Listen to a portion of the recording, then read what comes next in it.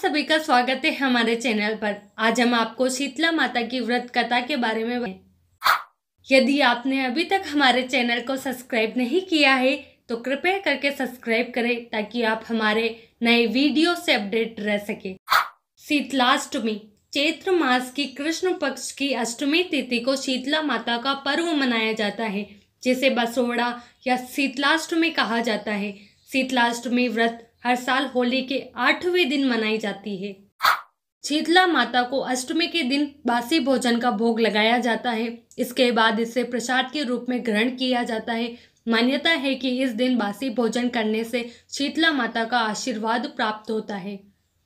शीतला अष्टमी के बाद से ही ग्रीष्म काल का आरंभ हो जाता है, इसलिए शीतला माता के स्वरूप को शीतलता प्रदान करने वाला माना जाता है।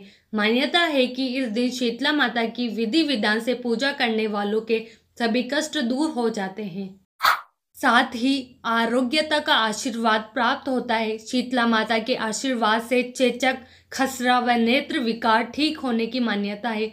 शीतला माता की पूजा के दिन घर में चूल्हा नहीं जलता है। आज भी लाखों लोग इस नियम का बड़ी आस्था के साथ पालन करते हैं। शीतला माता की उपासना अधिकांशतः वसंत एवं ग्रीष्म ऋतु में होती है। प्राचीन काल से ही शीतला माता का बहुत अधिक महात्म्य रहा है। स्कंद पुराण में शीतला देवी का वाहन गर्दभ बताया है। ये हाथों में कलश, सूप, मार्जन तथा नीम के पत्ते धारण करती है। इन बातों का प्रतीकात्मक महत्व होता है। चेचक का रोगी व्यग्रता में वस्त्र उतार देता है। सूप से रोगी को हवा की जाती है। झाड़ू से चेचक के फोड़े फट जाते हैं। नीम के पत्ते फोड़ों को सड़ने नहीं देते। रोगी को ठंडा जल प्रिय होता है, अतः कलश का महत्व गर्दभ की लीद के लेपन से चेचक के दाग मिट जाते हैं। शीतला मंदिरों में प्राय माता शीतला को गर्दभ पर ही आसीन दिखाया गया है। स्कंद पुराण में इनकी अर्चना का स्त्रोत शीतलाष्टक के रूप में प्राप्त होता है। ऐसा माना जाता है कि इस स्तोत्र की रचना भगवान शंकर ने लोक हित में की थी। शीतलाष्टक शीतला देवी की महिमा गान करता है, साथ ही उनकी उपासना के लिए भक्तों को प्रेरित भी करता है। शीतला माता की व्रत कथा। पौराणिक कथा के अनुसार एक गांव में एक ब्राह्मण परिवार में बुजुर्ग दंपति के 2 बेटे और 2 बहुएं थीं। दोनों बहुओं को एक एक संतान थी। घर में सभी मिलकर प्रेम से रहते थे। तभी शीतलाष्टमी का पर्व आया। दोनों बहुओं ने व्रत के विधान के अनुसार एक दिन पहले ही बसोड़ा मतलब बासी भोजन मां के भोग के लिए तैयार कर लिया।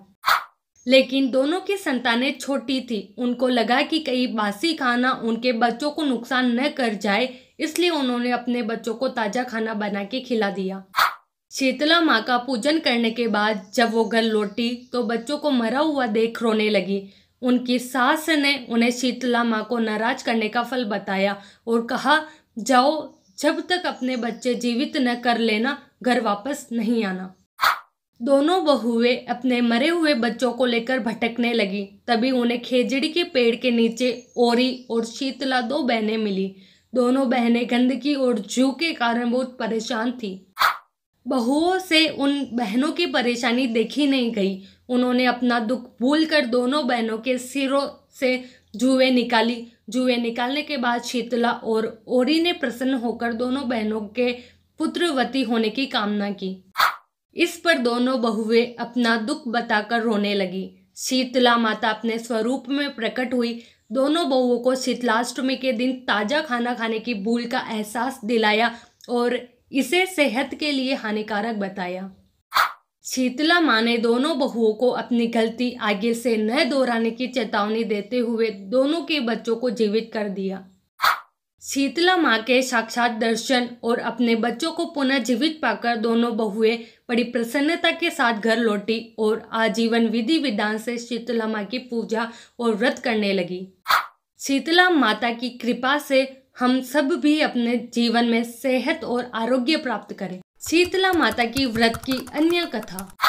एक बार शीतला माता ने सोचा कि चलो आज देखूं कि धरती पर मेरी पूजा कौन करता है, कौन मुझे मानता है। यही सोचकर शीतला माता धरती पर राजस्थान के डूंगरी गांव में आई और देखा कि इस गांव में मेरा मंदिर नहीं है और न ही मेरी पूजा होती है। माता शीतला गांव की गलियों में घूम रही थी।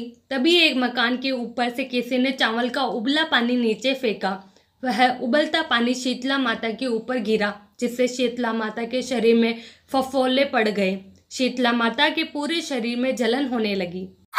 शीतला माता गांव में इधर उधर भाग भाग के चिल्लाने लगी, अरे मैं जल गई, मेरा शरीर तप रहा है, जल रहा है, कोई मेरी सहायता करो। लेकिन उस गांव में किसी ने शीतला माता की सहायता नहीं की। वही अपने घर के बाहर एक कुमारन महिला बैठी थी। उस कुमारन ने देखा कि अरे ये बूढ़ी माँ तो बहुत जल गई है, इसके पूरे शरीर में तपन है, इसके पूरे शरीर में फफोले पड़ गए हैं, यह तपन सहन नहीं कर पा रही है। तब उस कुमारन ने कहा, हे माँ, तू यहाँ आकर बैठ जा, मैं तेरे शरीर के ऊपर ठंडा पानी डालती हूँ।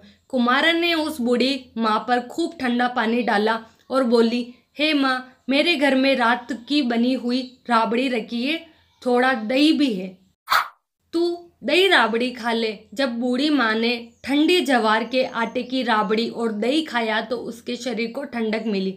तब उस कुमारन ने कहा, आ माँ बैठ जा, तेरे सिर के बाल बहुत बिखरे हैं, ला मैं तेरी चोटी गूंथ देती हूँ। और कुमारन माँ की चोटी गूंथने हेतु कंघी बालों में करती रही। अचानक कुमारन की नजर उस बूढ़ी माँ के सिर के पीछे पड़ी तो कुमारन ने देखा कि एक आंख बालों के अंदर छिपी है। यह देखकर वह कुमारन डर के मारे घबरा कर भागने लगी। तभी उस बूढ़ी माँ ने कहा, रुक जा बेटी, तू डर मत, मैं कोई भूत प्रेत नहीं हूँ, मैं शीतला देवी हूँ। मैं तो इस धरती पर देखने आई थी कि मुझे कौन मानता है, कौन मेरी पूजा करता है। इतना कहकर माता 4 भुजा वाली हीरे जवाहरात के आभूषण पहने, सिर पर स्वर्ण मुकुट धारण किए अपने असली रूप में प्रकट हो गई। माता के दर्शन कर कुमारन सोचने लगी कि अब मैं गरीब इन माता को कहाँ बिठाऊं। तब माता बोली, हे बेटी, तुम किस सोच में पड़ गई। तब उस कुमारन ने हाथ जोड़कर आंखों में आंसू बहते हुए कहा, हे माँ, मेरे घर में तो चारों तरफ दरिद्रता बिखरी हुई है, मैं आपको कहाँ बिठाऊं। मेरे घर में ना तो चौकी है, ना बैठने का आसन ही। तब शीतला माता प्रसन्न होकर उस कुम्हारन के घर पर खड़े हुए गधे पर बैठकर एक हाथ में झाड़ू, दूसरे हाथ में डलिया लेकर उस कुम्हारन के घर की दरिद्रता को झाड़कर डलिया में भरकर फेंक दिया और उस कुम्हारन से कहा, हे बेटी, मैं तेरी सच्ची भक्ति से प्रसन्न हूँ, अब तुझे जो भी चाहिए मुझसे वरदान मांग लो।